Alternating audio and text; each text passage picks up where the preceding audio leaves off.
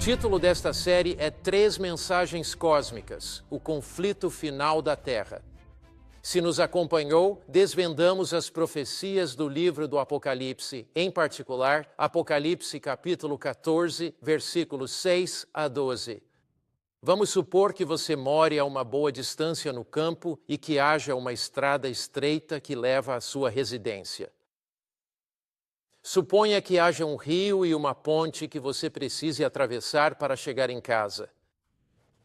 Seu filho, aos 17 anos, acaba de tirar a carteira de motorista. É uma noite escura e chuvosa. Ele não está em casa. Você recebe a notícia de que a ponte caiu, de que há problemas na estrada. Qual o seu primeiro instinto? Bem, é mandar uma mensagem para ele, certo? Ou ligar para ele imediatamente. Ele se ressentirá desse aviso? Se a ponte caiu, ele certamente vai querer o aviso. No livro do Apocalipse, Deus nos convida com amor, mas há avisos. Porque no futuro existem algumas pontes caídas e Deus quer que sejamos capazes de atravessar aquele rio do erro que flui e entender a sua verdade, e Ele quer que cheguemos em casa. Vamos orar? Pai Celestial, Tu tens o grande desejo de nos trazer para o lar, de nos levar da terra para o céu. Como um pai amoroso que quer o filho em casa numa noite escura e tempestuosa, nos guias pela tempestade, pelo rio da dificuldade até o lar. E te agradecemos pelas mensagens no livro do Apocalipse para nos guiar em nome de Cristo. Amém. Meu tópico durante esta apresentação são os enganos finais de Satanás. O livro do Apocalipse desvenda os planos do maligno e também os planos de Deus são revelados. Numa deslumbrante manhã de setembro em Chicago, uma história horripilante começou a surgir. Uma jovem de nome Mary Kellerman despertou naquela manhã com uma dor de cabeça terrível. Uma breve história do que aconteceu foi escrita recentemente por Dan Fletcher. O nome desta jovem era Mary Kellerman. Com dor de cabeça e sintomas de resfriado, seus pais deram-lhe Tylenol ao acordar. 4 horas depois, Mary Kellerman, de 12 anos, faleceu. Os pais estavam completamente arrasados. Contudo, esse foi somente o início daquela manhã de setembro de 1982, em Chicago. Pouco tempo depois, um funcionário dos Correios chamado Adam Janus também morreu logo após tomar Tylenol. Antes do dia terminar, o número de mortos começou a aumentar. Na verdade, em poucos dias, ele havia crescido significativamente. O único elo era que todas as vítimas haviam ingerido Tylenol de força extra. Quando a polícia começou a investigar isso, quando os especialistas em química começaram a analisar, descobriram que essas cápsulas de Tylenol eram produzidas em fábricas diferentes e vendidas em lojas diferentes. A única conclusão a que puderam chegar foi que alguém estava adulterando essas cápsulas de Tylenol. A única conclusão deles foi que alguém as estava misturando com veneno de cianeto de potássio. A cidade e a nação estavam em completo pânico. Após os testes, cada uma das cápsulas provou estar misturada com cianeto de potássio em um nível tóxico o suficiente para fornecer milhares de doses fatais. Algum louco, algum maníaco, alguma pessoa insana estava adulterando aquelas cápsulas. Houve um pânico nacional. As cápsulas e o Tylenol foram recolhidos das lojas, gerando um prejuízo de milhões e milhões de dólares para o fabricante. A polícia então circulou pelas ruas de Chicago com um alto-falante alertando a população. Se tiverem Tylenol em casa, descartem-no, joguem fora, pois está contaminado com veneno. Ao deparar-me com essa história tão trágica, um pensamento me veio à mente. As pessoas que ingeriram essas cápsulas, na verdade, pensavam que estavam consumindo algo que traria benefícios à sua saúde, algo que aliviaria a febre, algo que diminuiria a dor de cabeça. Elas pensavam estar tomando algo benéfico, mas era um veneno que levaria à morte. Será que na geração em que vivemos, nesta geração em particular, poderiam existir cápsulas de Tylenol adulteradas, mas de um tipo espiritual? Você diz, do que você está falando? Seria muito possível que estejamos tomando um veneno espiritual que pensamos nos trazer vida, mas que na verdade é uma falsa doutrina, o vinho da Babilônia, do qual o Apocalipse fala e que de fato é fatal? A Bíblia diz em Provérbios 16, 25, não perca este texto. Há um caminho que ao homem parece direito. Como parece o caminho? Parece certo, parece apropriado. Mas o seu fim é o caminho da morte. Alguém diz, bem, a sinceridade não é suficiente? Você pode ser muito sincero, mas na verdade você pode estar sinceramente enganado. Se eu dirijo numa noite de nevoeiro e há uma curva na estrada e sigo reto para um penhasco, posso ser sincero, mas isso pode acabar em morte. Então, a palavra de Deus informa nosso pensamento. É mais do que sinceridade. É o desejo sincero de conhecer a verdade na palavra de Deus, se formos honestos com Deus. De fato, Jesus disse em João 7,17, se alguém quiser fazer a minha vontade, conhecerá a doutrina. Assim, ao desejar sinceramente fazer a vontade de Deus e abrir as Escrituras, o Espírito Santo nos revela qual é a vontade de Deus. Mas podemos ser sempre sinceros, mas confiando em nossa própria opinião, confiando em líderes da igreja, confiando em uma organização político-religiosa que a Bíblia chama de Babilônia. O livro do Apocalipse revela os planos de Deus e também desvenda o erro na derradeira e última geração. A mensagem divina do tempo do fim é levada por 3 anjos no meio do céu. O primeiro anjo voa e a Bíblia diz, vi outro anjo voando pelo meio do céu, tendo o evangelho eterno. Esse anjo tem o evangelho da bondade, graça, misericórdia e poder transformador de Deus. Este primeiro anjo revela que nada podemos fazer para nos salvar, a salvação está em Jesus Cristo. A mensagem vai para toda nação e povo, mas o anjo realça aspectos do evangelho há muito negligenciados. O anjo diz em voz alta para que todo o mundo possa ouvir, temam a Deus e deem glória a Ele, temer, respeitar, obedecer a Deus. Deem glória a Ele no seu estilo de vida, no que consomem, no que veem, ouvem e nos lugares que frequentam.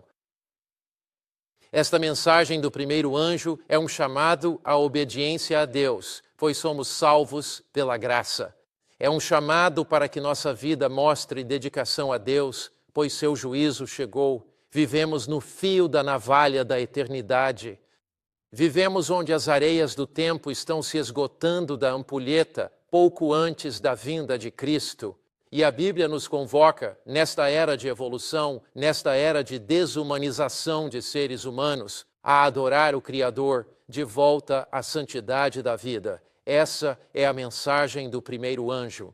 É uma mensagem grandiosa para toda a humanidade, que contém os alicerces de toda a verdade bíblica. É uma mensagem do Evangelho, de obediência, do juízo, da segunda vinda de Cristo, da santidade da vida e de adoração ao Criador. Mas o segundo anjo voa dizendo, Babilônia caiu, caiu. Como vimos, Deus está nos chamando para viver vidas piedosas à luz da hora do juízo. Ele nos chama a nada entre nossa alma e Salvador.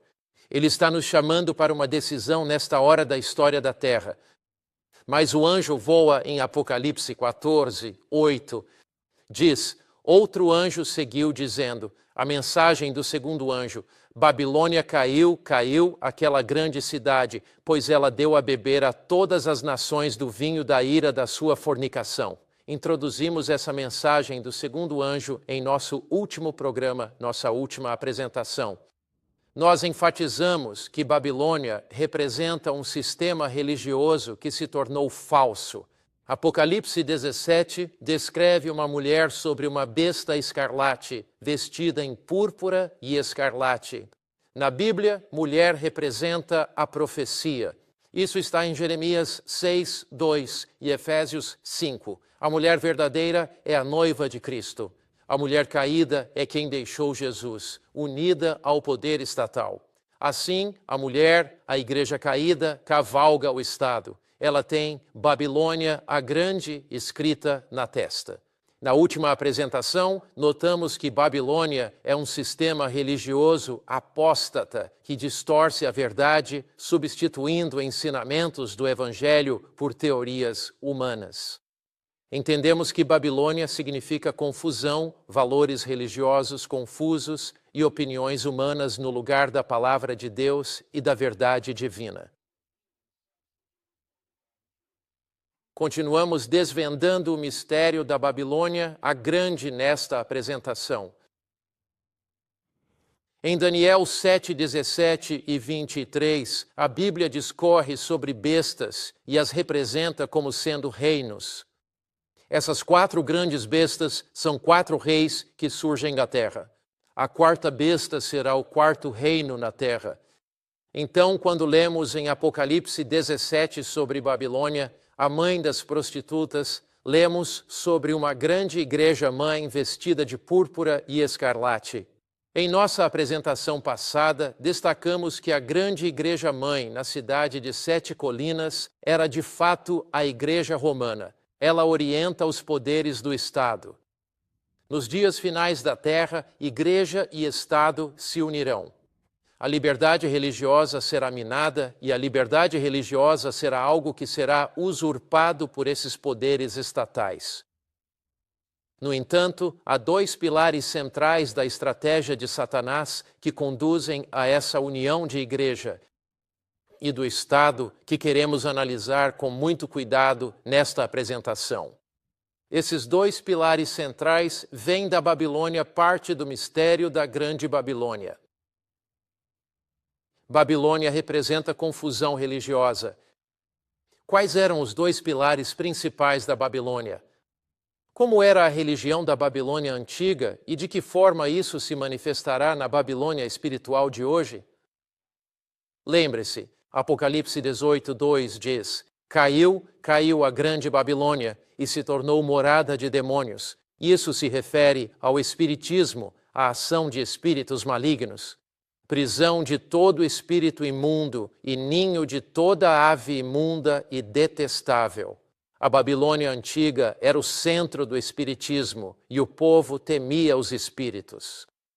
Eles acreditavam na reencarnação dos mortos. Quando os mortos viviam, seguiam vivendo e voltavam em outra forma.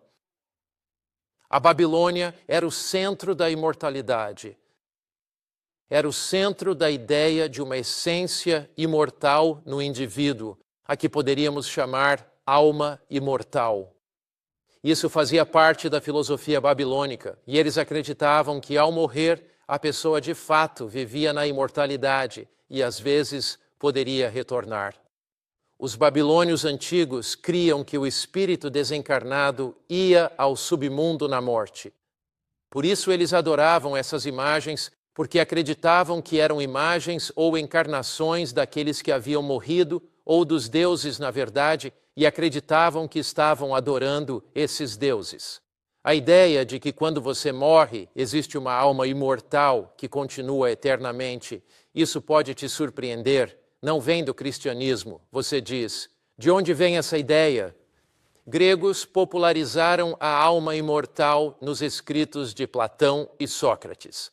E então eles acreditavam que na morte havia uma alma que deixava o corpo.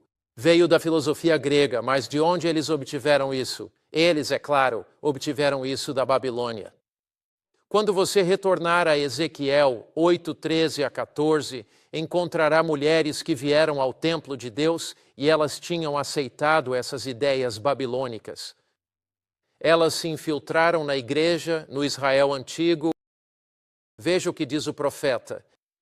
Ele me disse: vire-se, verá maiores abominações. São abominações em Israel, na igreja. São ensinamentos babilônicos que praticam.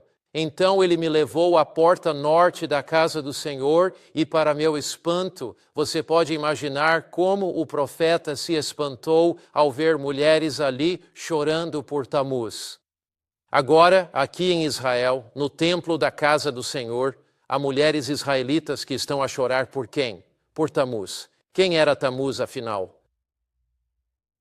Tamuz era um dos deuses babilônicos, o deus babilônico da vegetação. E no que os babilônios acreditavam? Eles acreditavam que quando o seu Deus morria, quando o inverno chegava, o céu se escurecia e as noites eram bem longas. Isso indicaria que o Deus da vegetação, Tamuz, havia morrido. Eles então acreditavam que quando a primavera chegasse, haveria uma ressurreição e Tamuz viveria novamente. Então, tinham a ideia de imortalidade, que ao morrer não se morre de fato, os mortos realmente vivem. Ora, por que Satanás usaria isso como um de seus pilares na Babilônia antiga e como a imortalidade da alma entraria no cristianismo como um de seus pilares? Qual a estratégia de Satanás em tudo isso? Sua estratégia é precisamente esta. Se você conseguir fazer as pessoas acreditarem na imortalidade, se elas crerem que os mortos que se foram podem voltar, elas serão capturadas por espíritos malignos e suas mentes serão levadas dos claros ensinamentos da Bíblia para as doutrinas desses mesmos espíritos malignos. Espíritos é a estratégia de Satanás. Eclesiastes 9:5 nos diz o conceito bíblico da morte. Pois os vivos sabem que hão de morrer, mas os mortos não sabem absolutamente nada, nem terão mais recompensa, visto que a memória deles está esquecida. Então, na Bíblia, quando Deus criou a raça humana, Ele fez Adão do pó da terra e soprou em suas narinas o fôlego da vida, o poder de Deus vivificante, e o homem se tornou alma, criatura e ser vivente. A Bíblia não diz que Deus colocou uma alma no homem. A alma é o produto do corpo criado por Deus e do fôlego de vida. Ao morrer, o que acontece? A Bíblia diz em Eclesiastes 12:7 que quando alguém morre, o corpo volta ao pó e o espírito, que é a força vivificante de Deus, não algo que pensa ou raciocina, volta para Deus. Assim, a alma é o produto. É o resultado de Deus soprar seu fôlego em seres humanos, formando o corpo. Outra palavra para alma é ser vivente. Às vezes uma pessoa vai ao supermercado, ela concluem suas tarefas mais rápido e voltam dizendo, não há ninguém lá. O que isso significa? Não um ser consciente, mas que não havia pessoa alguma. Os vivos sabem que vão morrer. Na Bíblia, a morte é apenas um sono e os mortos não sabem de tudo. Eles não sabem de nada. Num sermão chamado O Homem é por Natureza Imortal, de Amos Phelps, um proeminente pregador protestante de algumas gerações anteriores, que explora a ideia da alma imortal de maneira muito persuasiva. Ele diz, esta doutrina da alma imortal pode ser rastreada através dos canais lamacentos de um cristianismo corrompido, um judaísmo pervertido, uma filosofia pagã, uma idolatria supersticiosa, até o grande instigador de travessuras no Jardim do Éden. Os protestantes a tomaram dos católicos, estes dos fariseus, estes dos pagãos, e os pagãos da antiga serpente, que primeiramente pregou a doutrina nas profundezas do paraíso a um público disposto a ouvir e acatar a nova e fascinante teologia. Vós certamente não morrereis. O que foi que Lúcifer disse a Eva quando ele veio ao jardim? Ele disse a ela, certamente não morrerás. Você é naturalmente imortal. Há uma essência em você que é imortal. Você pode pegar deste fruto e não morrerá. Então, a ideia da imortalidade da alma, a ideia de que a morte não é morte, a ideia de que você sabe mais na morte do que sabia em vida, isso não vem do cristianismo, mas é um dos ensinamentos da Babilônia que vem direto do Jardim do Éden, e as palavras de Satanás: certamente não morrerás. O diabo usa isso nos últimos dias da história da Terra como um ponto de engano. Apocalipse 16:14 diz que espíritos demoníacos fazem sinais e vão aos reis da terra e de todo o mundo para reuni-los para a batalha do grande dia de Deus Todo-Poderoso. Qual é essa batalha? É a batalha do Armagedon. Este conflito final entre o bem e o mal, este conflito final entre Cristo e Satanás.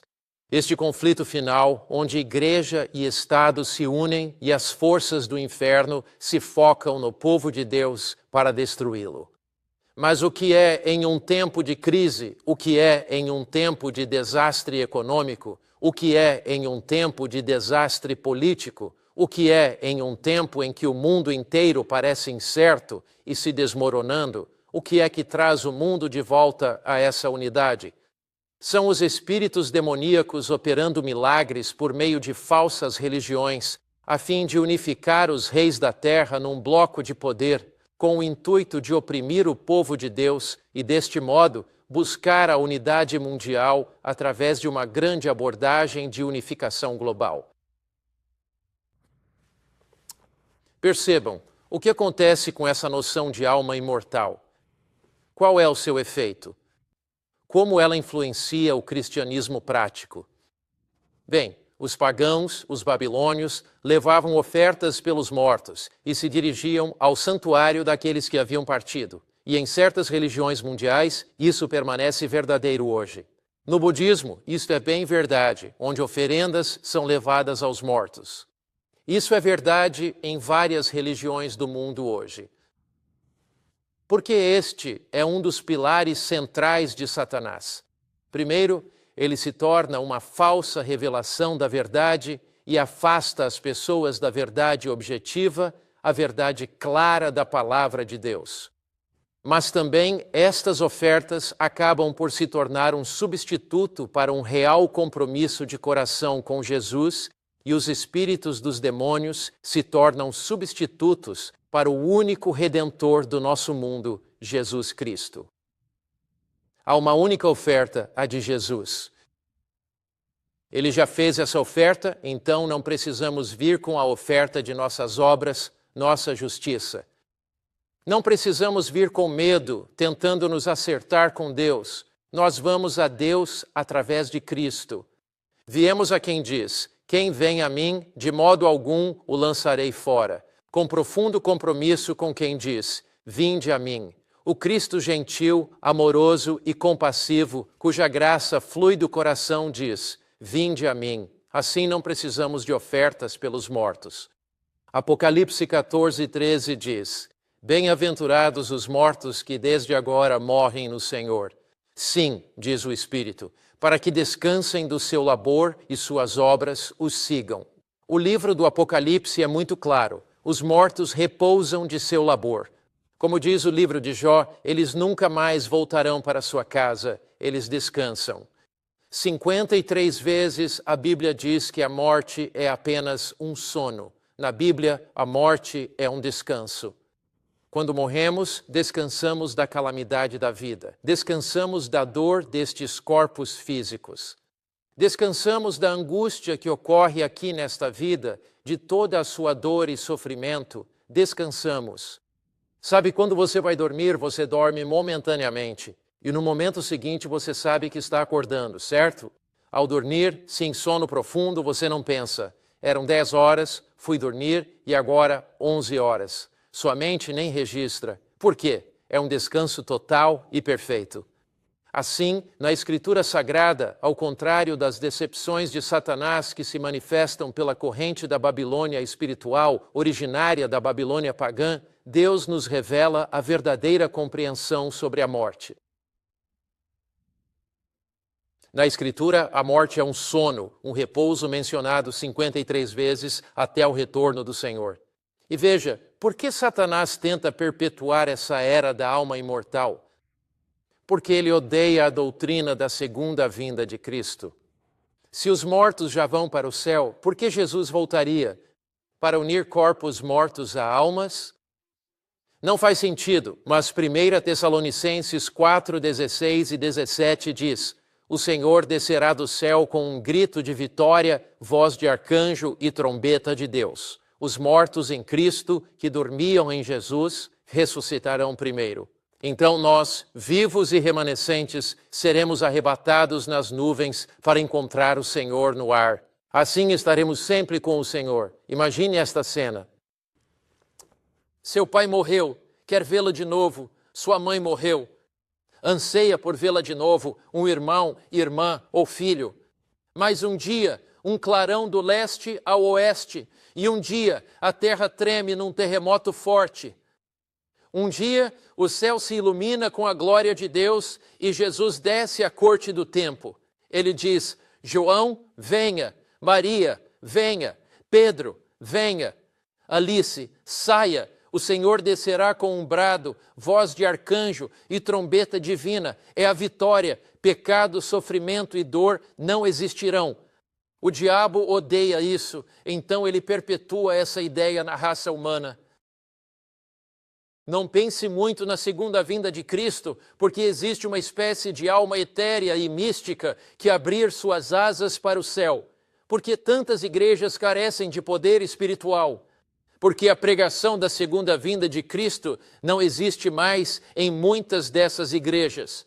Muitos perderam a urgência da segunda vinda de Cristo, mas ao longo dos séculos, quando a urgência da segunda vinda de Cristo pulsa no seu coração, quando você anseia pela segunda vinda de Cristo, você é lançado de joelhos a um compromisso mais profundo com Jesus e a um senso mais profundo de seu amor e sua graça.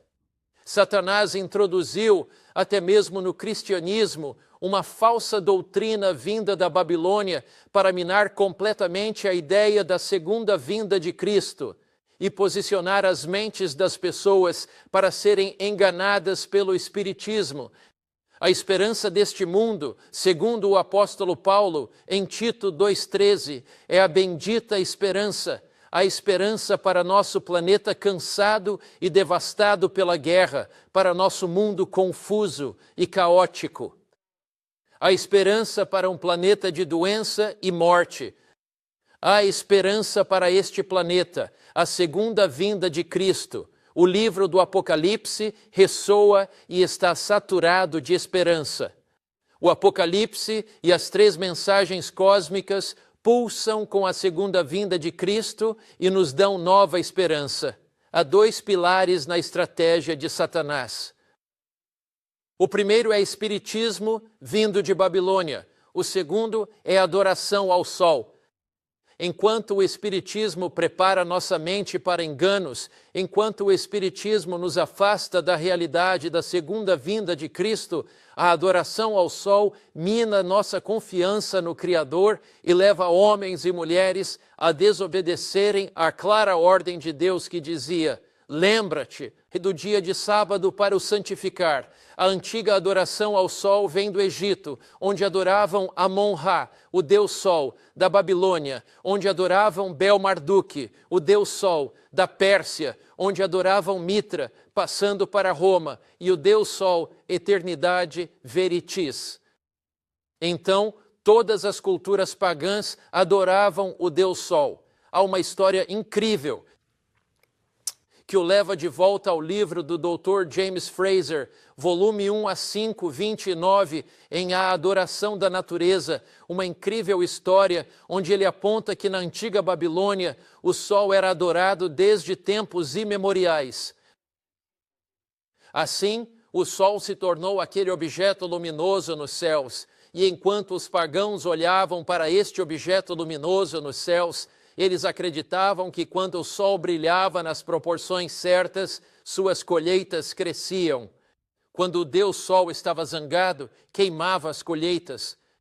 Quando a escuridão escondia o sol e não chovia, as colheitas também murchavam e morriam. Então eles consideravam o sol uma divindade e o reverenciavam como o Deus Sol. Em Ezequiel 8,16, essa influência babilônica, vinda da adoração ao sol, de fato penetrou em Israel. Então ele me levou ao pátio da casa do Senhor, bem no templo. E ali, à entrada do templo do Senhor, entre o pórtico e o altar, estavam cerca de 25 homens, de costas para o templo do Senhor. Ora, se você está de costas para o templo do Senhor, isso significa que o templo fica virado para o leste. Então, se suas costas estão para o templo do Senhor, para onde você está virado? Para o leste. A Bíblia diz, com os rostos para o oriente. E o que estavam fazendo? Adoravam o sol na direção leste. Pode você imaginar isso em Israel, onde o próprio Deus disse à nação nos mandamentos: lembra-te do dia de sábado para o santificar. Em 6 dias trabalharás e farás toda a tua obra, mas o 7º dia é o dia de sábado do Senhor teu Deus, pois em 6 dias o Senhor fez os céus e a terra. Veja, o mandamento do dia de sábado que Deus disse para se lembrarem foi dado em memória da criação. E aqui em Israel, o próprio povo de Deus, para quem foram dados os mandamentos do Senhor para cada geração e para toda a humanidade através da sua história, permitiu que se infiltrasse nessa comunidade uma quantidade limitada da adoração ao sol, que o diabo queria impactar toda a comunidade. Em cada geração, Satanás buscou exaltar a criação em detrimento do Criador. Por essa razão, a questão da adoração sabática é de grande importância. Se você se afasta da adoração ao Criador, a consequência natural é passar a adorar a própria criação. Se deixar de adorar o Criador, a conclusão lógica é adorar as obras de suas próprias mãos, e o humano é exaltado acima do divino. A adoração no sábado nos convida a descansar em nosso Criador, confiar em seu amor e graça, crer em seu poder e ser transformados por sua força. Ela nos chama de volta para descansar em sua graça, nele confiar. Aqui é real. Houve aqueles que viraram as costas para a lei de Deus, viraram as costas para o templo de Deus, viraram as costas para o Criador do céu e da terra e de fato se voltaram para o leste e adoraram o sol. Os princípios de Babilônia, como a adoração ao sol segundo a Bíblia, entrariam na igreja cristã numa era de concessão. Você diz, como isso pôde acontecer? Deixe-me voltar aos primeiros séculos, voltar à história, quando o Império Romano está desmoronando. A Igreja Romana está crescendo em sua autoridade, crescendo em seu poder. John Eddy escreveu na Enciclopédia Bíblica, página 561, domingo era um nome dado pelos pagãos. Note, dia do sol. Ao primeiro dia da semana, pois era o dia dedicado à adoração do sol. Observe que a adoração ao sol era amplamente praticada nessas culturas pagãs. No calendário, o dia do sol foi o primeiro, pois era o deus principal. A segunda era o dia da lua, e assim por diante em sua cultura. Mas como então o culto dominical conseguiu se introduzir na igreja cristã? A adoração de domingo surgiu com o tempo. Levou séculos para que se desenvolvesse, mas se tornou proeminente, particularmente na época de Constantino. Constantino tinha forte afinidade pela adoração ao sol. Veja a declaração de Edward Gibbon, autor de Declínio e Queda do Império Romano, volume 3, página 237. Ele diz: o sol era universalmente celebrado como guia e protetor invencível de Constantino. Constantino tinha essa afinidade com o sol. O Império Romano, nos dias de Constantino, está desmoronando. Naquela época, tribos bárbaras do norte estão descendo. Constantino quer fazer tudo para redimir e salvar seu império. Ele move sua capital de Roma para Constantinopla. Mas, na tentativa de salvar seu império, o imperador Constantino age da seguinte forma: É lógico, então, como diz Gibbon, que em 321 d.C., para unir o império em meio à agitação social, Constantino aprovou a primeira lei dominical, porque os pagãos já adoravam o Deus Sol.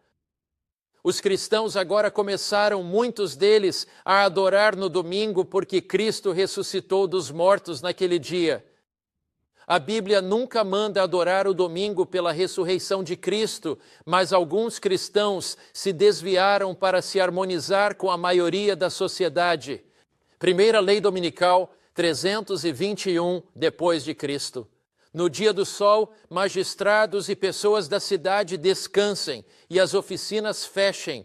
Note, não é lei de adoração. É uma lei que se impõe socialmente no que Constantino considera o melhor para a sociedade, mas a Igreja, unindo-se ao Estado por meio de concílios, estabelece o domingo como dia de descanso e adoração, contrário à Bíblia. Decretos do Estado e concílios da Igreja acabaram por estabelecer o domingo como dia de adoração, em contradição à lei de Deus que diz: lembra-te do dia de sábado, quarto mandamento, para o santificar. 6 dias trabalharás, e o 7º é o sábado do Senhor teu Deus. Deus disse: lembra-te, porque ele sabia que nos primeiros séculos, o compromisso entraria na igreja cristã. Existe evidência histórica de que isso ocorreu e que essa concessão aconteceu naqueles primeiros séculos para amalgamar, isto é, unir estas duas festividades, o paganismo e o cristianismo. No The Catholic World, página 809, linha: o sol era um deus primordial pagão. Os católicos reconhecem isso. A igreja nesses países parece ter dito: mantenham esse antigo nome pagão, permaneça consagrado e santificado. Assim, o domingo pagão de Balder, o Deus Sol, virou o domingo cristão de Jesus. O que aconteceu?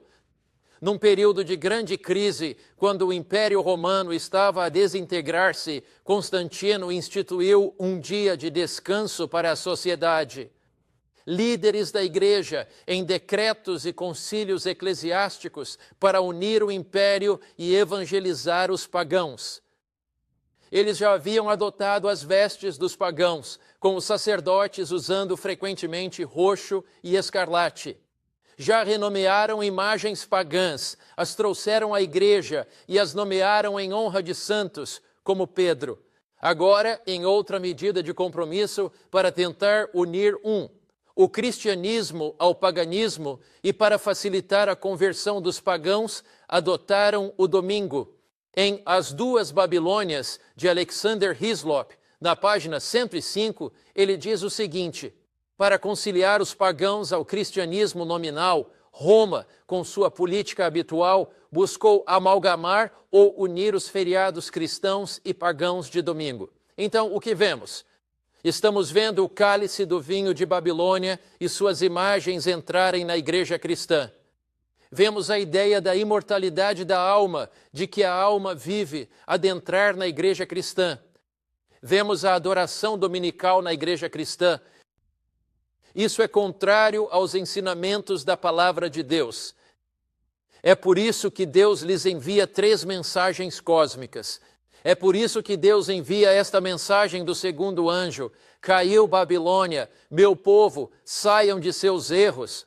Não se embriaguem do seu vinho. Hislop diz: para que paganismo e cristianismo, agora afundados na idolatria, nisso, como em tantas outras coisas, dessem as mãos. Assim, o que aconteceu nos primeiros séculos, práticas pagãs, segundo a história, inundaram a igreja e o paganismo, e o cristianismo se uniram. Eu os chamo hoje não para uma fusão de paganismo e cristianismo, mas para a pura verdade bíblica da palavra de Deus.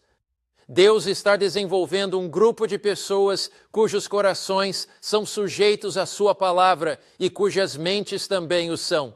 O domingo tornou-se um veículo para unir 2 religiões, o paganismo e o cristianismo, num papel de compromisso para salvar o império. Dr. Edward Hiscox, autor de The Baptist Manual, discursou e chocou um grande grupo de ministros protestantes quando disse: que pena que o domingo venha marcado com a marca do paganismo e batizado com o nome do Deus Sol, depois adotado e santificado pela apostasia papal e legada como uma herança sagrada para o protestantismo. Dr. Edward Hiscox, do Manual Batista, entendeu. Ele compreendeu que o domingo era assinalado pela marca do paganismo.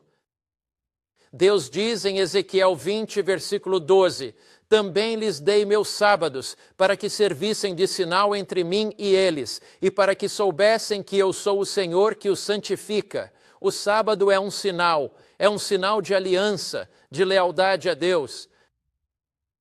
É um sinal de que aceitamos a autoridade de Deus. O dia de sábado foi subvertido por Satanás, que tem desejado aniquilar a autoridade e a palavra do Criador, Deus. Contudo, Deus está nos chamando de volta. Babilônia caiu. Os ensinamentos da antiga Babilônia, para nossa tristeza de forma lamentável, se infiltraram na igreja cristã. Deus levantou grandes homens de fé e grandes mulheres de fé, reformadores que no período da reforma começaram a guiar o seu povo de volta à palavra de Deus, de volta à salvação através de Jesus Cristo e somente por meio dele de volta à compreensão, a verdade de sua palavra, e ele está completando essa reforma hoje ao levantar um movimento que realmente levará as pessoas de volta à sua palavra. Num tempo em que, segundo Ezequiel 22, 26, seus sacerdotes violaram minha lei, os líderes religiosos em Israel violaram a lei de Deus, e isso acontece de novo, profanam as minhas coisas santas. Eles não distinguiram entre o santo e o profano, e para muitos, o sábado bíblico é apenas um dia comum de esportes, compras e vendas. Não distinguiram entre o santo e o profano, nem a diferença entre o impuro e o puro. Em outras palavras, comer e beber à vontade. É por isso que a mensagem das 3 mensagens cósmicas dos 3 anjos é tão importante. Ela nos chama de volta ao Evangelho, à obediência a Deus, a tratar nossos corpos como templo de Deus e não como uma casa de diversões. Ela nos chama à segunda vinda de Cristo na hora do juízo. Ela nos afasta das doutrinas poluídas da Babilônia. Diz: ocultaram os seus olhos dos meus sábados, e assim sou profanado entre eles. Líderes religiosos hoje em dia ignoram o sábado. Aonde tudo isso irá dar? Deus diz: saia dela. O quê? Sai dela, povo meu. O povo de Deus ainda está na Babilônia. Os pilares da estratégia de Satanás, o espiritismo para enganar, a adoração ao sol, novamente em um tempo de crise para unir o mundo. Ellen White, em O Grande Conflito, página 588, diz: pelos 2 grandes erros. 2 grandes o quê? Erros. A imortalidade da alma e a sacralidade do domingo, Satanás usará essas doutrinas para enganar as pessoas. O cálice do vinho de Babilônia será distribuído. A igreja e o Estado se unirão.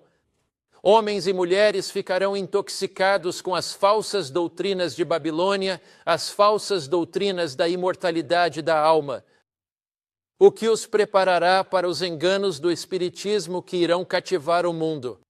A adoração dominical, tal como nos primeiros dias do Império Romano, que uniu igreja, Estado e o mundo, voltará a acontecer.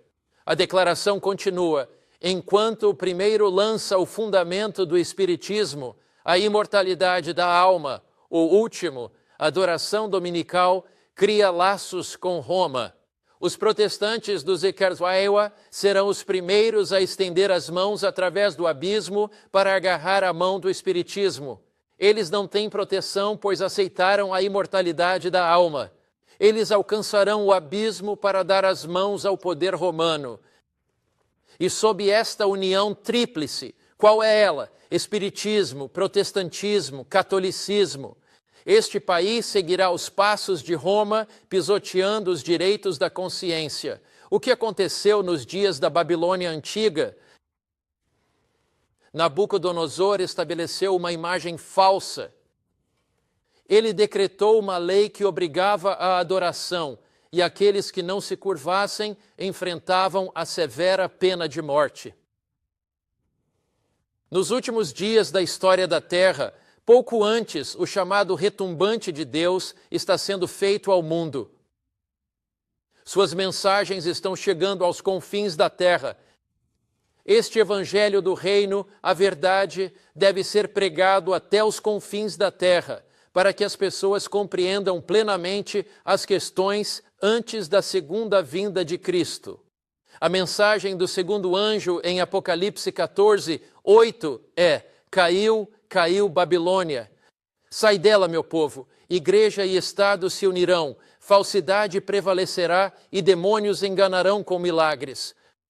O mundo será catapultado para o seu derradeiro e conflito final. No entanto, estamos seguros em Jesus Cristo. Nossa confiança está em Jesus, não em credos feitos por homens, nem em ideologias humanas, e também não nas ideologias, ensinamentos ou tradições do ser humano. Em Cristo estamos seguros.